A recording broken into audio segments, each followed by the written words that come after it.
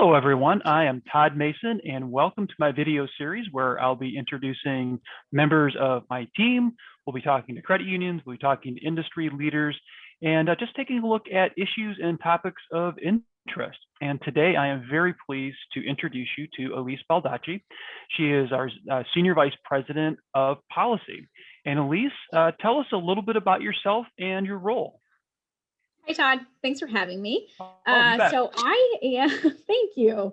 I am the SVP of Policy, as you said. I was with the league previously 2 years ago, where I was the Vice President of Government Affairs, and I had both government affairs and compliance in my department. Now, I still have those two pieces, but I also have enterprise risk management as well. So what the heck is enterprise risk management, and why is it important to Synergent? Why would we hire an SVP of policy to help us out with this? Yeah, so in my mind, enterprise risk management really allows the organization to identify key risks and helps us achieve strategies, and I think what I will call make risk-informed decisions. So I think when people hear the word risk in general, they can kind of shy away. And if you aren't in a specific risk management role in your credit union, it can be a little bit scary. But I think, to me, enterprise risk management really isn't about the doom and gloom of risk in that sense. It's really about making sure that you can be more informed about the opportunities that internal and external variables present to your organization, your credit union. But here at Synergent, I view ERM as really a company-wide initiative. It starts with the board and senior leadership, setting the tone, and then it's carried out through action and culture at all levels of the organization. So even though under the ERM function in my department, we have specific resources for BCP, information security, and compliance, the goal is really to look at risks throughout the organization. So go back a second, you're a lot of alphabet soup out there. So ERM, Enterprise Risk Management, BCP? Business continuity. All right, thank you. Yeah, I mean, and I, of course, I agree. You and I have talked about this a number of times. It does permeate everything that we do, and it's ultimately part of our strategic planning effort. And then we operationalize that through all of our actions. So why should credit unions be thinking about enterprise risk management? Why is it important to them?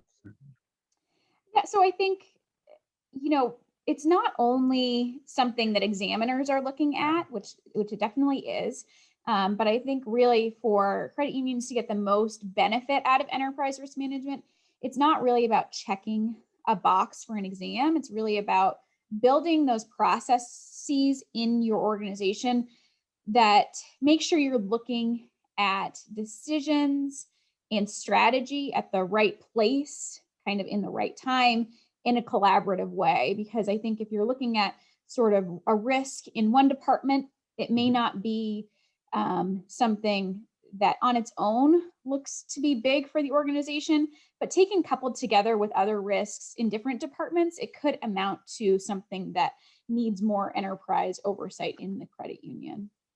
Yeah, I think that's right. And it's not easy, but it's easy to create nice, pretty PowerPoints and documents and policies and statements, risk appetite statements, and so on. But unless you kind of live and breathe it, then they don't have nearly as much value. And having the regulators require it or beginning to require it more and more helps, but it's also the right thing to do. And I think ultimately can help a credit union, certainly is the case for Synergent, help you be a better company. So Elise, to wrap us up, you mentioned in the beginning of the call that you went to work for Governor Mills for a little while, the governor of Maine.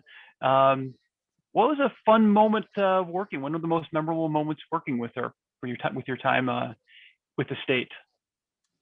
There were a lot. I think there's a lot of big moments. I think for me, and I think anyone has worked in that space, it's really kind of the culmination of a lot of small moments. So for me, in the Maine legislature, things move very slowly at the beginning. And then at the end, it's like it's a full court press to get everything done.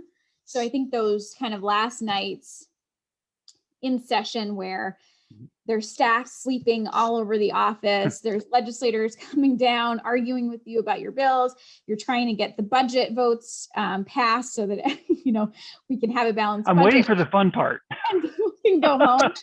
Those are actually kind of the most fun moments for me, because you know, you work so hard throughout a session and you can think all of these small moments don't really mean much, but at the end, when you see everything come together, it's fun. That hustle and bustle is fun. I know Rob Caverly, the VP of Government Affairs at the League, would agree with me. And maybe it's a little bit of a sickness now that I'm saying it out loud, but for me, it was one of the most fun parts.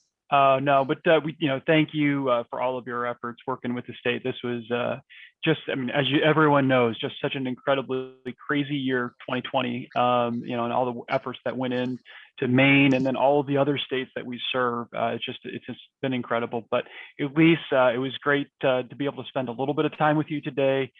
Thank you for sharing a little bit about enterprise risk management and business continuity. And hope to have you back at some point soon. And to everyone else, thank you for joining, and look forward to talking with you the next time. Thanks, Todd.